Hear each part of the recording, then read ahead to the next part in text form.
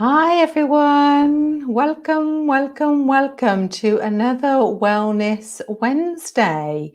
So if you're on here live, well, if you see a few of you are, please allow StreamYard to have your details, and then I can actually see who is posting.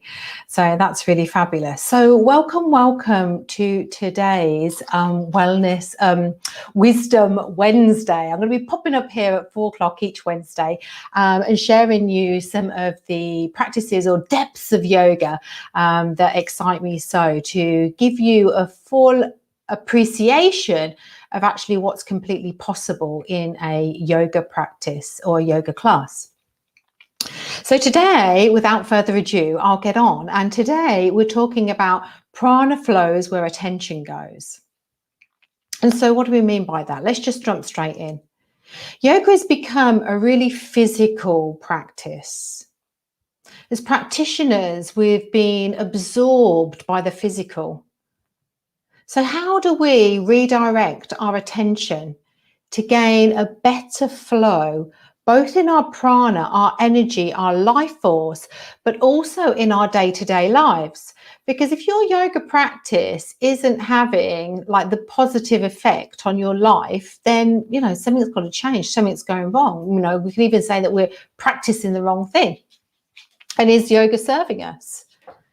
And so in Recharge Your Yoga Practice and Elevate Your Teachings, which is, by the way, this is your personal invitation to join us on that challenge. The link will be in the comments below, so check that out if you want to come along. But what we're doing in that series is we're exploring the energetic effects of each of the 5 directional practices of yoga. So if you've been practicing yoga, hopefully you'll know that there's 5 directions. There's lateral bendings, side bendings, back bendings, there's twists, forward bends and inversions. And so what we're looking at is, what are the energetic qualities of those 5 directional practices? And why do we want to know that? Why would we want to know that? Because these are the access points of where we can move from a more physical understanding of yoga to the deeper, subtle realms of yoga. And when we start to work with these directional practices, focusing on these directional practices, we start to feel, we start to attune to the subtle body realms that are past. We're not this physical body. We're far more than this. And yoga is that invitation to delve a little bit deeper into that. So why do we do it? So that we can move past the physical and get into the more subtle realms and get a better understanding. And how do we do that? We do that by creating awareness, by observing ourselves, taking time to sit before we practice and to listen in. This listening, watching, witnessing, and to how we really feel. And we do that, we look at the physical, how we're feeling physically, mentally, what's happening in our mind stuff, what are the sort of thoughts that are constantly, reverberating around the mind, and how do we feel energetically? So where's our energy at? Is it scattered and dispersed outside of us? Is it focused on one point? Because that's what our yoga is asking us to do, is to focus that energy into one particular space, as that's how we create more of what we want in our lives. But it always makes me smile. When somebody asks you, oh, how are you today? And it's like, oh, I'm good, thank you. So what does that blooming mean? Over the years of teaching and exploring myself, I can honestly say that most of us have no idea how we really feel. And the reason for that is because our inner voice, that subtle voice, which is quieter and we've got to tune into, just becomes pushed into the background because of our busy, noisy lives that we live. So let's get back to it. I digress a little bit, always there for a little story, me. So when we can start to take time to observe before practice, and write our awarenesses down in our journal. This is the key. As this is the key, awareness is the key to change. And so if we want to truly move our practice forward, recharge our practice, or elevate our teachings, we have got to refine our awareness. And so once we know where we are, this becomes the basis or the knowledge base from where we can start to prescribe ourselves a yoga practice that serves us in this moment. One that gives us a desired effect of maybe changing our mood, shifting our consciousness, or creating more pranic or energetic flow, both within our physical body, but also out there in our lives as well. So just hold that thought for a moment. What if I said to you, I've got this magic pill, and this magic pill, it will lift you up when you are down. It will calm you down when you're stressed and overwhelmed. And when you're tired, this magic pill will give you energy. And when you're worried, it will help you to rest. Well, I reckon the big pharmaceutical companies would pay me a fortune for that magic pill. And you most certainly would be ordering them in the dozens from me. Well, I don't have a magic pill. But what I do have is the knowledge and the concepts and the ways how you can make a well-informed, intelligent selection for a yoga practice. Oh, yes. I know it's a bit like the Matrix. Should I take the red pill or should I take the blue pill? So how do you access the practicing in this way? Well, you can practice if you're down to give you more energy to lift you up, to make you more buoyant. You know, when you're tired or when you're completely wound up and you need to sleep, how do you shift that energy into sleeping? Well, seriously, over the last 25 years that I've been practicing, I can tell you that I've made every single excuse under the sun not to get on my yoga mat. I've been bored with my practice. I've been bored with teaching the same old blooming thing all the time. But then everything changed for me. My practice got the recharge it needed, and my teachings evolved to another level. And I fell back in love with yoga. And I don't go a day now without some time in practice. That's how imperative this practice is to my well-being and my life. But why is that? What happened? Well, what happened for me was Vinyasa Krama. And this particular Vinyasa Krama, this particular yoga concept is the one that most dramatically changed my practice and my teachings. Why was that? Because it made clear to me the reach that is possible in your yoga practice. It has a massive reach, so much further than stretching your hamstrings or freeing your shoulders. So let's just take a look at Vinyasa Krama.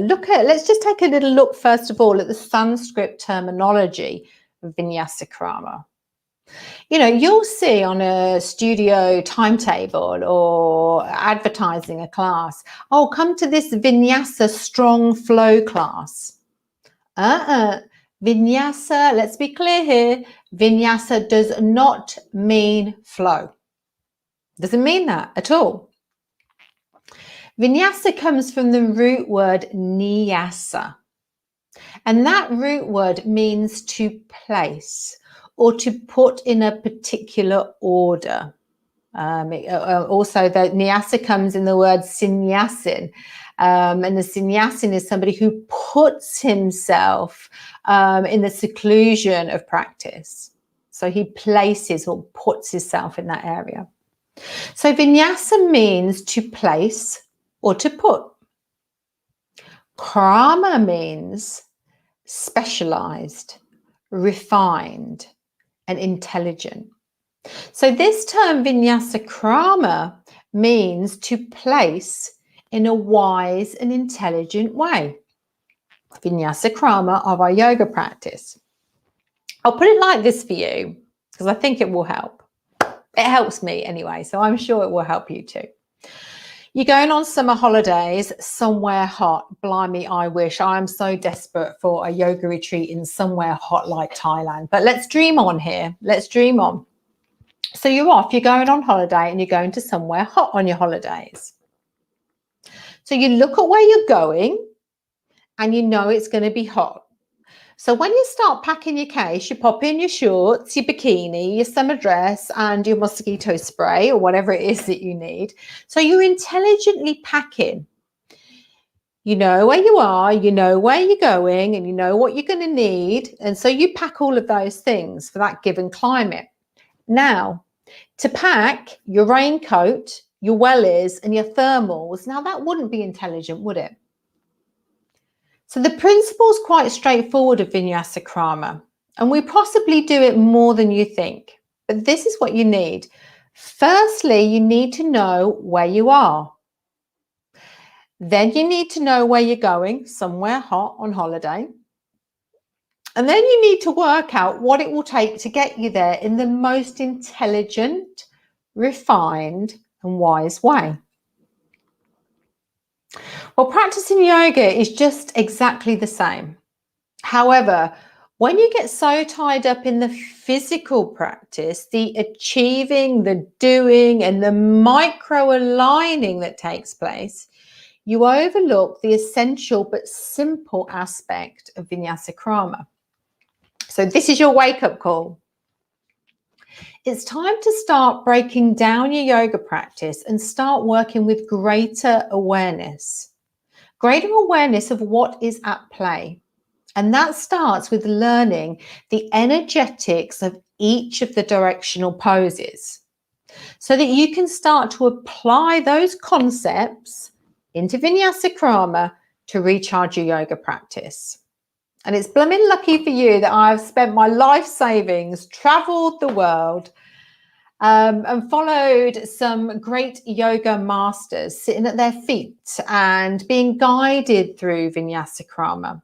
You know, this is a lifelong learning and one that you have to keep unfolding the different layers of application to get to Vinyasa Krama. Remember, it's intelligent wisdom steps. And so this concept or this way of practicing is steeped in tradition. The teachings that I'm sharing with you are coming directly from the Krishnamacharya lineage. You know, Krishnamacharya really was the grandfather of modern day yoga. His son Desikacharya teaches Vini Yoga. And then my very dear teacher, Srivatsa Ramaswamy, who was one of the longest serving students of Krishnamacharya outside of his immediate family. And so this practice of Vinyasa Krama, remember, doesn't mean flow, but rather to move wisely and intelligently, step by steps towards your goal. So let's just recap what we've learned here and how we can use this to recharge our yoga practice. So number one is know where you're starting from. That's the sitting down before practice and checking in and journaling. Number two, know where you want to go. And so in your yoga practice, how do you want to feel after practice? Do you want to feel energized or relaxed, focused or dull, awakened, sleepy? You know where it is that you want to go. And then plan how you're going to get there. But how do you do the planning to know how to get there? Firstly, you understand the 5 directional practices of yoga, as they really are the foundation for beginning to get to grips with that how. That how is super long, but we're really focusing it on the directional practices. And the reason is because those directional practices rub up between the physical and the subtle body realms. So the essentials are, where am I right now? Where do I want to go? How do I want to feel physically, mentally, energetically? and then choosing or selecting which directional practice will take you there. Then the idea is that we practice, observe, refine, reflect, come back. Do the process over and over again, many, many years, 25 for me, but it just keeps on going.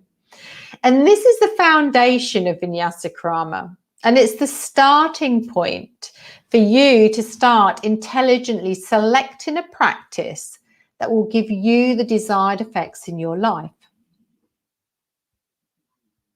And if you would like to join Recharge Your Yoga Practice and Elevate Your Teachings, this really is my gift to you.